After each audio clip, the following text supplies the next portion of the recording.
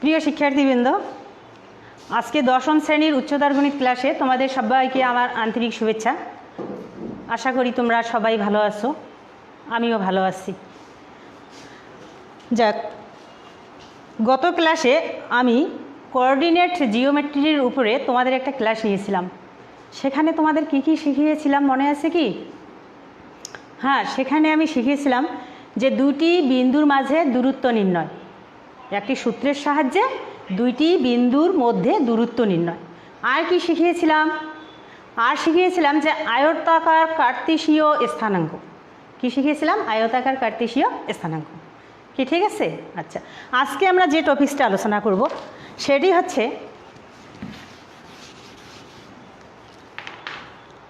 হচ্ছে অনুশীলনী 11.2। 11.2 অনুশীলনী আমরা শুরু করব আজকে। সেখানে কি দেওয়া আছে? সেখানে দেওয়া আছে যে area of triangle, area of triangle,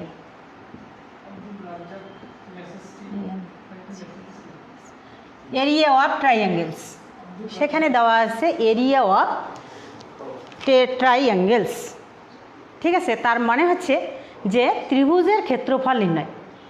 area of ট্রাইঅ্যাঙ্গেলস হচ্ছে ত্রিভুজের, ট্রাইঅ্যাঙ্গেল ত্রিভুজ, এরিয়া ক্ষেত্রফল, হ্যাঁ, ত্রিভুজের ক্ষেত্রফল নির্ণয়।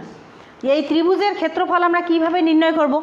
গত ক্লাসে যে আমরা শিখিয়েছিলাম কি, যে দুইটি বিন্দুর মাঝে দূরত্ব নির্ণয় আর আয়তাকার কার্তেশীয় স্থানাঙ্ক, হ্যাঁ, এদের সাপেক্ষে আমরা কি করব? আজকে ত্রিভুজের ক্ষেত্রফল নির্ণয় করার পদ্ধতি শিখব। ত্রিভুজের ক্ষেত্রফল নির্ণয়ের পদ্ধতি এখানে আছে দুইটা। ঠিক আছে, একটা হচ্ছে যে বাহুর দৈর্ঘ্য ও পরিসীমার সাহায্যে ক্ষেত্রফল, একটা হচ্ছে বাহুর দৈর্ঘ্য ও পরিসীমার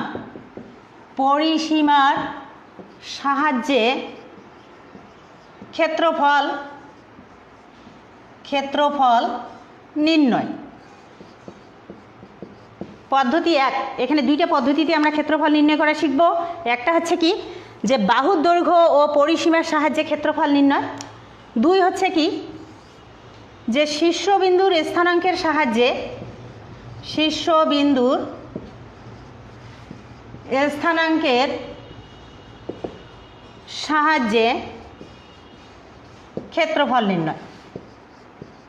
ক্ষেত্রফল নির্ণয়।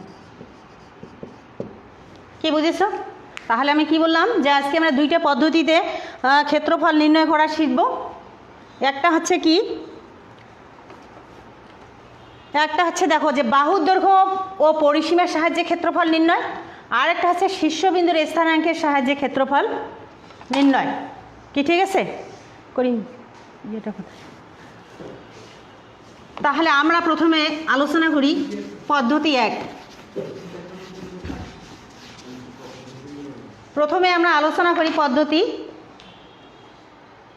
এক। পদ্ধতি একে কি দেওয়া আছে? পদ্ধতি একে দেওয়া আছে যে বাহুর দৈর্ঘ্য ও পরিসীমার সাহায্যে ক্ষেত্রফল নির্ণয়। কি বুঝেছ? প্রথম পদ্ধতি দেওয়া আছে যে বাহুর দৈর্ঘ্য আর কি দেওয়া আছে, ও পরিসীমার সাহায্যে ক্ষেত্রফল নির্ণয়। এখন বাহুর দৈর্ঘ্য, মনে করো ত্রিভুজ কাকে বলে? তোমাদের তো ধারণা আছে না ত্রিভুজ কাকে বলে? যে কোনো তিনটি বিন্দু যদি একই সমতলে অবস্থান না করে, তবে বিন্দু তিনটিকে আমরা যদি কোনো সরলরেখা দ্বারা যুক্ত করি, তবে আমাদের একটা ত্রিভুজ গঠন হয়। সেই ত্রিভুজটা কি হতে পারে? সেটা কোণ ভেদে, বাহু ভেদে ভিন্ন ভিন্ন হতে পারে। কি ঠিক আছে?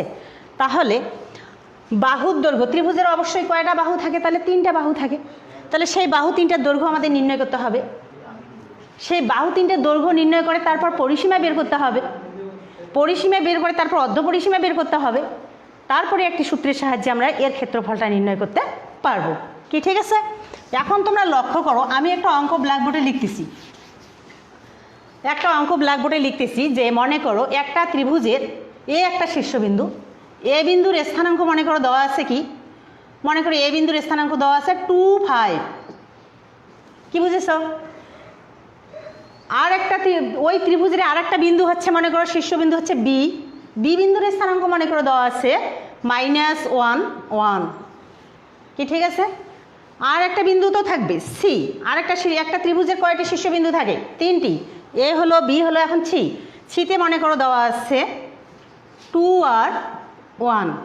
এই একটা ত্রিভুজের এই 3টি শীর্ষবিন্দু দেওয়া আছে।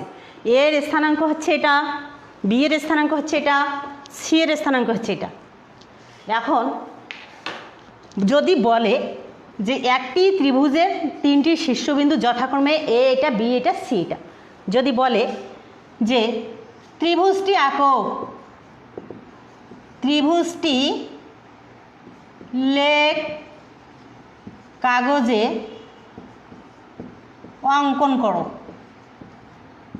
করো, অথবা যদি উল্লেখ না থাকে, এই লেখ কাগজ কথাটা যদি উল্লেখ না থাকে, তোমরা তো জানোই যে বিন্দুর স্থানাঙ্ক আমরা কোথায় স্থাপন করি? সমতলে। এবং সেটা কিসে স্থাপন করি? লেখ কাগজে, তাই না? তাহলে যদি এমনিতেই বলে যে ত্রিভুজটি অঙ্কন করো, তখন তোমরা কি করবা? লেখ পেপারে ওই বিন্দুগুলো স্থাপন করে ত্রিভুজটা অঙ্কন করে দিবা। কি বুঝছো? মনে করো ক নম্বরে থাকলো এটা, খ নম্বরে মনে করো থাকলো, খতে থাকলো যে ত্রিভুজটির বাহু 3টির দৈর্ঘ্য নির্ণয় করো। খ নম্বরে কি থাকলো? যে ত্রিভুজটির বাহু 3টির দৈর্ঘ্য নির্ণয় করো। ত্রিভুজটির বাহু 3টির দৈর্ঘ্য নির্ণয় করো। তখন কি করবা? তখন বাহু 3টির দৈর্ঘ্য নির্ণয় করতে হবে। কীভাবে বাহু 3টির দৈর্ঘ্য নির্ণয় করতে হবে? যেভাবে আমি গত ক্লাসে তোমাদের বিন্দুর দূরত্ব নির্ণয়ের পদ্ধতি শিখেছিলাম একটি সূত্রের সাহায্যে। কি বুঝেছো? তাহলে আমাদের যদি এ বিন্দুর স্থানাঙ্ক যদি দেওয়া থাকে 2, 5, বি বিন্দু যদি দেওয়া থাকে -1, +1, সি যদি দেওয়া থাকে 2, 1, তখন আমরা কি করব দেখো তো? এই 3টি বিন্দুর মাঝে দূরত্ব নির্ণয় করতে পারবো না? পারবো। কিসের সাহায্যে? একটি সূত্রের সাহায্যে। সে সূত্রটি তোমরা অবশ্যই জানো, কারণ গত ক্লাসে ওটা তোমরা শিখেছো। তাহলে এ বি বাহুর দূরত্ব নির্ণয় করো। এ বি বাহুর দূরত্ব কিভাবে নির্ণয় করবে? এ বি বাহুর দূরত্ব সূত্র কী ছিল আমাদের? কি সূত্র ছিল বলো? √x1 - x2 whole square plus y1 - y2 whole square. এই সূত্র ছিল? হ্যাঁ, এই সূত্র ছিল। আমি এখানে আর একটা কী কথা বলছিলাম এই সূত্রটা লেখার সময়? আমি বলছিলাম যে এখানে x1 - x2 হতে পারে, আবার x2 - x1ও হতে পারে, y1 - y2 হতে পারে, আবার y2 - y1ও হতে পারে। তাতে মানের কোনো পরিবর্তন আসে না। ঠিক আছে? তাহলে এখন তোমরা বসাও, মান বসাও। x1 এর মান কি এ বি এর ক্ষেত্রে?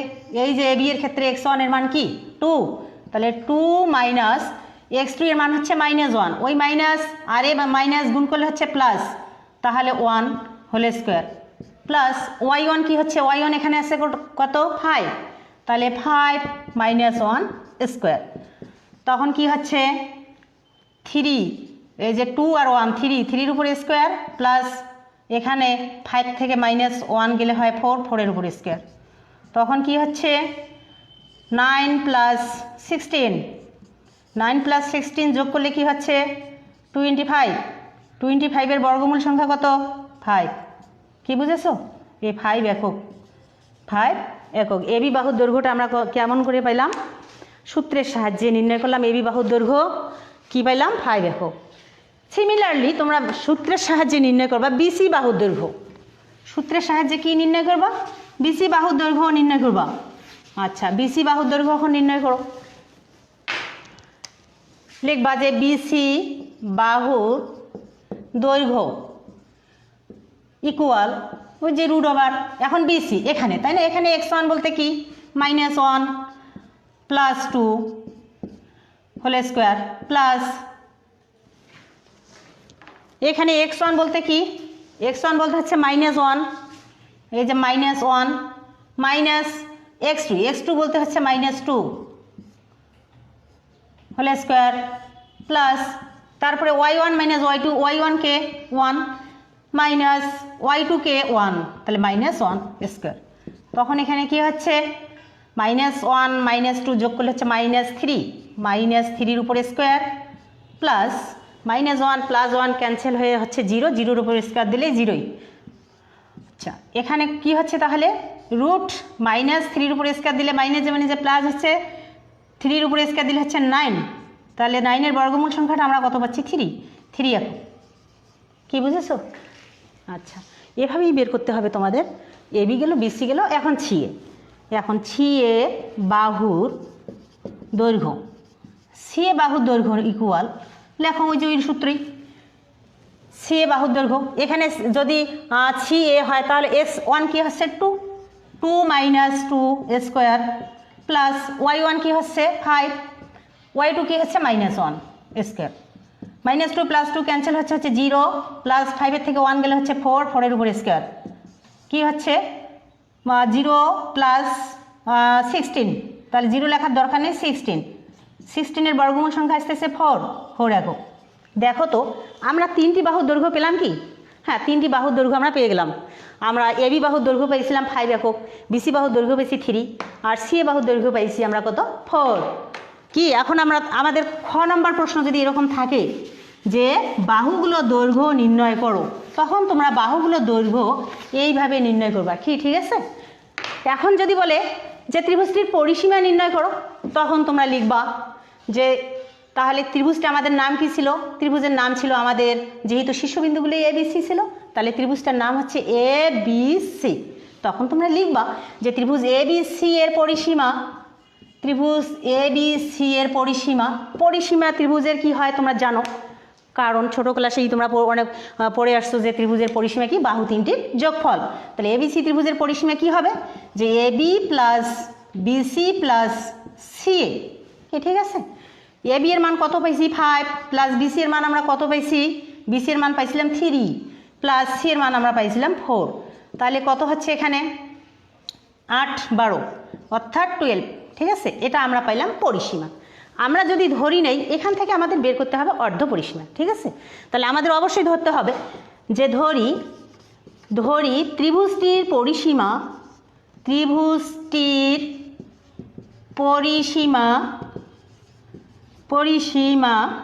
2S equal 12। ঠিক আছে? আমরা এখান থেকে কি বের করে নেব?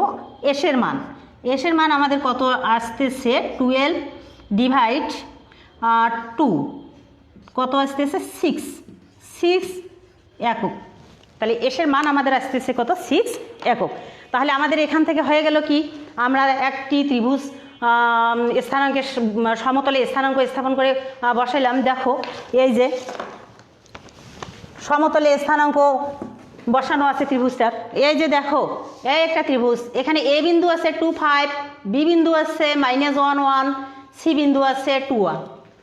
তোমরা লেখ কাগজে এরকম করে বিন্দুগুলোকে স্থাপন করে একটা ত্রিভুজ অঙ্কন করবা। কি ঠিক আছে? যেটা ক নম্বরে ছিল যে ত্রিভুজটি অঙ্কন করো, এরকম করে তোমরা ত্রিভুজটি অঙ্কন করবা। যদি খ নম্বরে থাকে যে ত্রিভুজটির বাহুর দৈর্ঘ্য পরিসীমা নির্ণয় করো, তখন তোমরা বাহুর দৈর্ঘ্য প্রথমেই নির্ণয় করবা, করার পর পরিসীমা নির্ণয় করবা, করার পর অর্ধ পরিসীমা নির্ণয় করবা। কি ঠিক আছে? ক গেল, খ গেল। এখন যদি গ নম্বরে আসে যে বাহুর দৈর্ঘ্য এবং পরিসীমার সাহায্যে ত্রিভুজটির ক্ষেত্রফল নির্ণয় করো, তখন কিন্তু তোমাদের একটা নতুন সূত্র জানতে হবে। সেই সূত্রটা দেখো। এখন আমরা আসতেছি, যদি গ নম্বরে আমাদের থাকে যে ত্রিভুজটির বাহুর দৈর্ঘ্য এবং পরিসীমার সাহায্যে ক্ষেত্রফল নির্ণয় করো, যদি উল্লেখ করা থাকে, তখন তোমরা লিখবা যে বাহুর দৈর্ঘ্য এবং পরিসীমার সাহায্যে ABC ত্রিভুজটির ক্ষেত্রফল, ABC ত্রিভুজটির ক্ষেত্রফল বাহুর দৈর্ঘ্য এবং পরিসীমার সাহায্যে ABC ত্রিভুজটির ক্ষেত্রফল ইকুয়াল। এখানে একটা সূত্র আমাদের জানতে হবে। সূত্রটা দেখো এরকম, root over S into S minus A B into S minus BC into S minus CA. কী বুঝেছ? S minus CA. এখন আমি তোমাদের আলাদাভাবে বোঝার জন্য কিন্তু দেখো, যদি আমাদের এ বি ইকুয়াল আমরা সি ধরি, বিসি ইকুয়াল আমরা এ ধরি, সিএ ইকুয়াল আমরা বি ধরি, যদি আমরা এগুলো ধরি তখন কিন্তু আমরা কি লিখতে পারবো? আমরা তখন লিখতে পারবো যে S into S minus A, S minus B, আর কি লিখতে পারবো? S minus C. আচ্ছা, মানগুলো বসিয়ে দিই।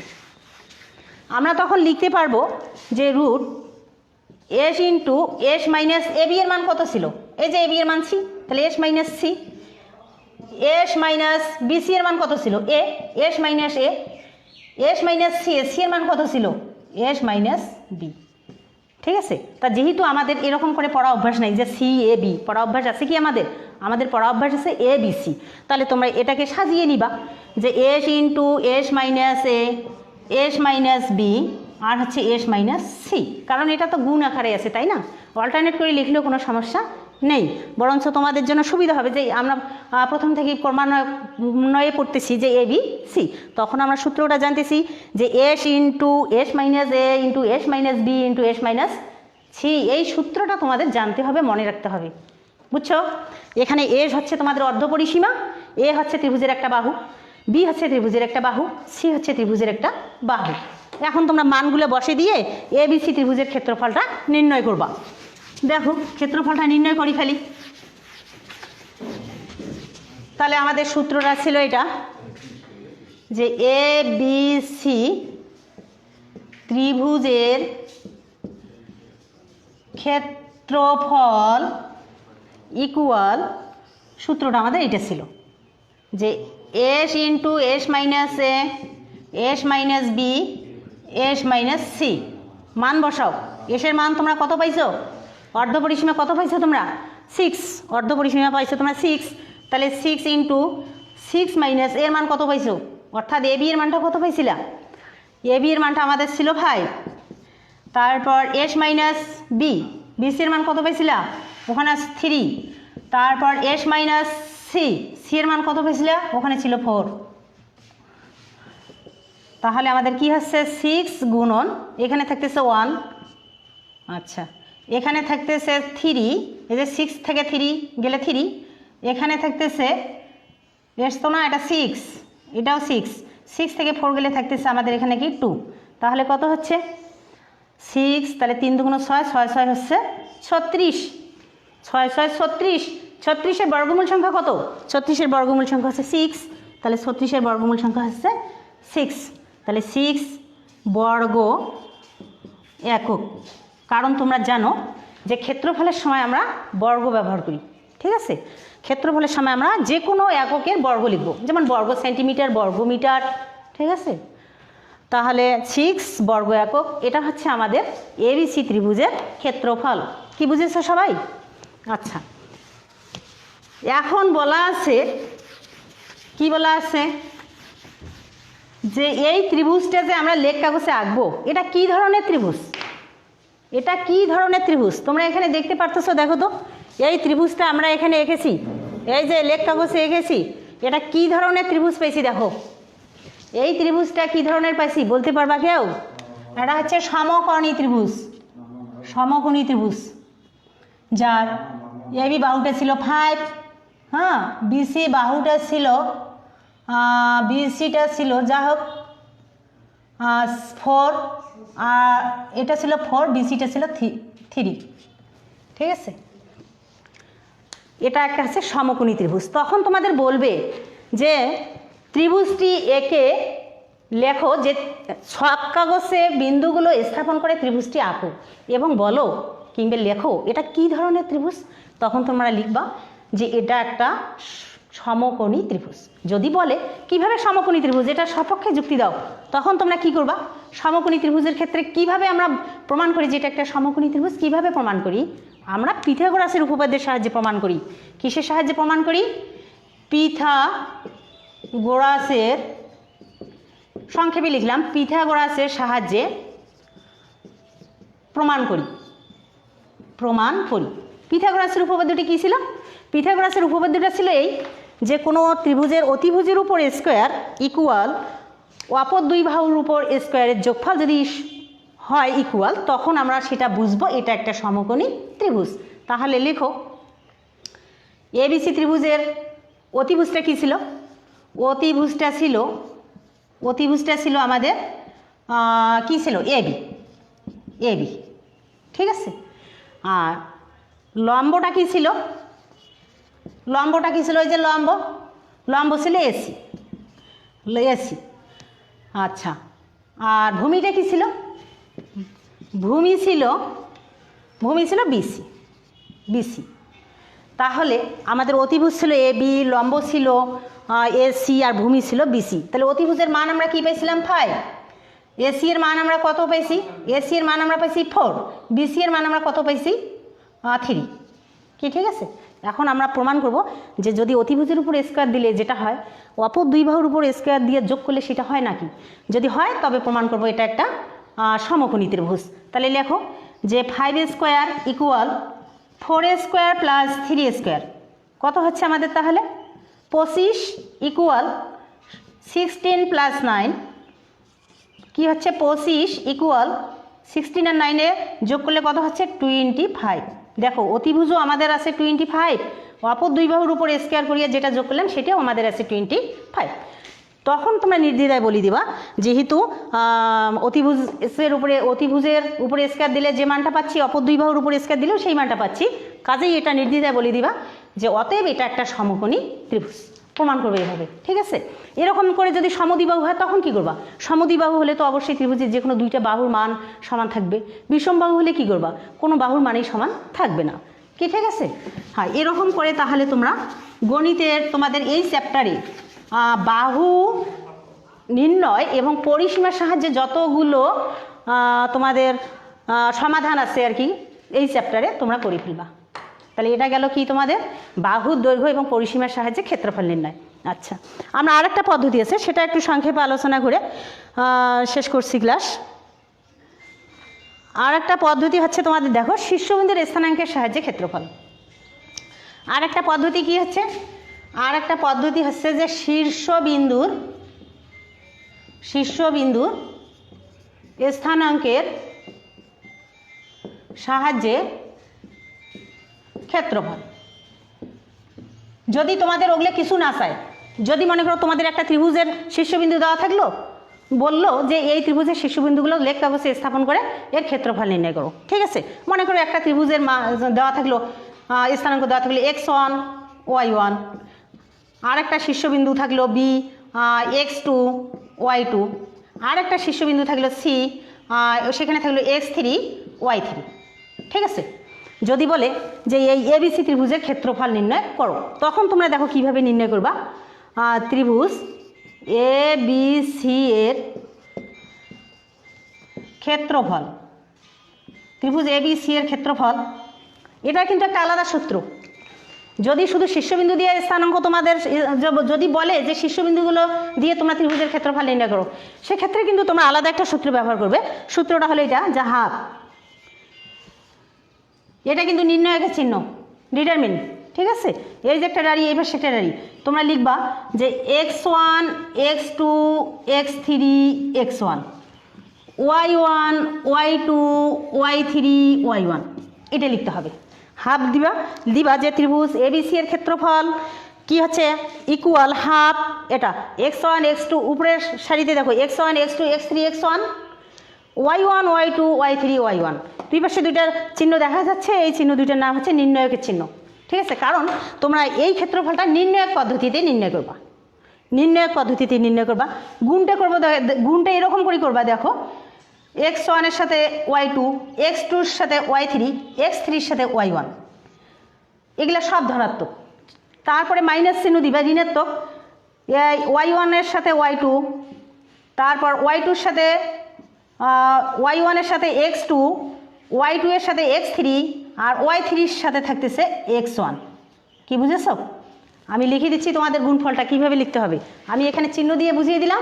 এখন উপরে লক্ষ্য করো যে ক্ষেত্রফলের সময় তোমরা এই নির্ণয় পদ্ধতিতে যে ক্ষেত্রফলটা নির্ণয় করবা সেটা কীভাবে লিখতে হবে, এভাবে আগে লিখবা, লিখে গুণফলটা এরকম করে লিখবা যে x1 y2 x1 y2, এই যে x1 y2 plus plus x2 y3 x2 y3 plus x3 y1 x3 y1 minus, এখন নিচের সাইড থেকে গুণ করা শুরু করবা y1 x2 y1 x2 minus y2 y1 x2 minus y2 x3 y2 x3 গেল y1 x2 y1 x2 y2 x3 y3 x1 minus y3 x1। কি বুঝেছো? এখন এই মানগুলো বসালে আমরা যেটা পাবো সেইটাই হচ্ছে ত্রিভুজ এবিসি এর ক্ষেত্রফল। এখানে তোমাদের মনে করো x1 y1 এগুলো দিয়ে না থাকলো, এরকম থাকলো যে এ বিন্দুর স্থানাঙ্ক 2 5 থাকলো, বি বিন্দুর স্থানাঙ্ক 6 7 থাকলো, সি বিন্দুর স্থানাঙ্ক মনে করো 9 10 থাকলো। যদি বলে যে এবিসি ত্রিভুজের এই শীর্ষবিন্দুগুলোর সাহায্যে এবিসি ত্রিভুজের ক্ষেত্রফল নির্ণয় করো, তখন তোমরা কি করবা? তখন তোমরা ওই সিস্টেমই করবা যে ত্রিভুজ এবিসি এর ক্ষেত্রফল equal half x1 x2 x3, আবার x1 রিপ্লাই হচ্ছে y1 y2 y3, আবার y1টা পিছনে রিপ্লাই হচ্ছে। ঠিক আছে, এখন গুণটা তোমরা এইভাবে করবা, এই যে গুণটা এরকম করে দেওয়া আছে, তোমাদের বইয়ে দেওয়া আছে, দেখতে পারবা। এই যে গুণটা এরকম x1 এর সাথে y2 প্লাস এই যে লাইন আমি যে দাগ দিয়েছি না, এই যে দেখতে পাচ্ছ, এই যে x1 y2 x2 y3 x3 y1, আবার ওগুলো ধনাত্মক সব মাইনাস চিহ্ন দিবা, y2 x2 y1 x2 y2 x3 y3 x1। কি ঠিক আছে? এইভাবে তোমরা শীর্ষবিন্দুর সাহায্যে ক্ষেত্রফল নির্ণয় করবা। কি ঠিক আছে? এটা গেল ত্রিভুজের ক্ষেত্রে। যদি চতুর্ভুজের ক্ষেত্রে বলা হয় একটা চতুর্ভুজের শীর্ষবিন্দুর সাহায্যে ক্ষেত্রফল, তখন কি করবা? তখন 4টে করে দিবা। ত্রিভুজের ক্ষেত্রে 3টা, ত্রিভুজের ক্ষেত্রে 3টা, কারণ ত্রিভুজের ক্ষেত্রে 3টে বিন্দুর স্থানাঙ্ক থাকবে, তাই না? কিন্তু চতুর্ভুজের ক্ষেত্রে তো 4টে বাহুর স্থানাঙ্ক দেওয়া থাকবে, 4টে বাহু না 4টে শীর্ষবিন্দু দেওয়া থাকবে। ত্রিভুজের ক্ষেত্রে কয়টা শীর্ষবিন্দু দেওয়া থাকবে? 3টা।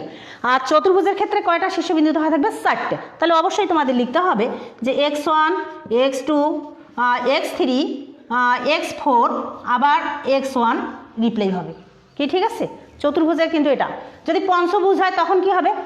x1 x2 x3 x4 x5 আবার রিপ্লাই হচ্ছে x1। যদি ষড়ভুজ হয় তখন কি হবে? x1 x2 x3 x4 x5 x6 আবার x1 রিপ্লাই হবে। এরকম করে ঠিক y এর গুলোও, ঠিক আছে, যে y1 y2 y3 y4, এরকম করে তোমরা যে কোনো ত্রিভুজ চতুর্ভুজ বহুভুজ এগুলার ক্ষেত্রফল নির্ণয় করতে পারবা এই সূত্রটার সাহায্যে। এবং এই সূত্রটার সাহায্যে ক্ষেত্রফলটা নির্ণয় করবা। আর গুণটা তোমরা কি করবা? ওটা ডিটারমিন পদ্ধতি করবা, তার নির্ণয় পদ্ধতিতে ওই স্থানাঙ্কগুলোর গুণ নির্ণয় করবা। কি ঠিক আছে? আরেকটা কথা, যেটা আমি যখন তোমাদের বাহুর দৈর্ঘ্য নির্ণয়ের মাধ্যমে বলছিলাম ক্ষেত্রফল নির্ণয় ত্রিভুজের, সেখানেও চতুর্ভুজের ক্ষেত্রফল থাকতে পারে, তাই না? তখন তোমরা কি নির্ণয় করবা? যদি বাহুর দৈর্ঘ্য নির্ণয়ের মাধ্যমে, যদি বাহুর দৈর্ঘ্যের মাধ্যমে কোনো চতুর্ভুজের ক্ষেত্রফল চায়, কোনো চতুর্ভুজের ক্ষেত্রফল চায়, তখন তোমরা কি করবা? তোমরা লিখবা, দেখো কোনো একটা চতুর্ভুজকে, যদি এটা একটা চতুর্ভুজ না, এটা একটা চতুর্ভুজ, তাই না? যদি কর্ণ দুটো আমি যোগ করে দিই, মনে করি এটার নাম দিলাম এ বি সি ডি, কর্ণ একটা আমি যোগ করে দিলাম, বিসি কর্ণ যোগ করে দিলাম, তাহলে এই চতুর্ভুজটা কয়টা ত্রিভুজে বিভক্ত হয়ে গেল? 2টা।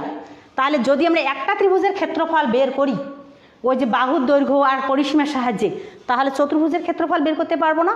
পারবো, কারণ 2 গুণন অপর ত্রিভুজটা।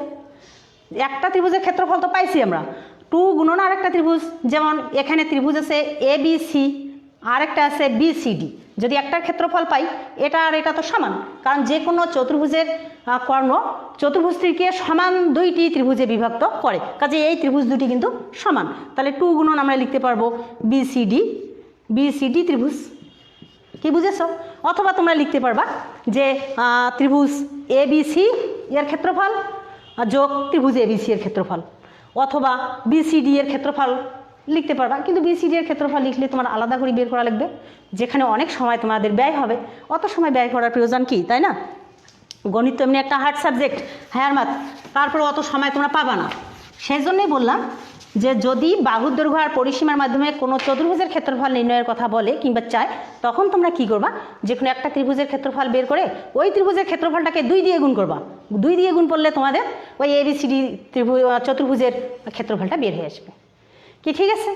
আচ্ছা, তাহলে আমি যে আলোচনাগুলি এতক্ষণ করলাম সেই আলোচনার প্রেক্ষিতে তোমাদের 11.2 অনুশীলনীতে অনেকগুলো অঙ্ক দেওয়া আছে। দেখো, এই আলোচনাটার পরিপ্রেক্ষিতে 11.2 এর যতগুলো সমাধান দেওয়া আছে সবগুলোই তোমরা সলভ করতে পারবা। এগুলো তোমরা বাড়িতে করে ফেলবা। ঠিক আছে? তাহলে তোমাদের বাড়ির কাজ থাকলেও অনুশীলনীর যতগুলো অঙ্ক আছে সবগুলোই বাড়িতে করবা। তার মধ্যে যদি কোনো সমস্যায় পড়ো তখন তোমরা ক্লাসে এসে বলবা। কি ঠিক আছে? তা সুপ্রিয় শিক্ষার্থীবৃন্দ, আজকের ক্লাস আমি এখানেই শেষ করছি। তোমরা সবাই ভালো থাকো। ধন্যবাদ সবাইকে।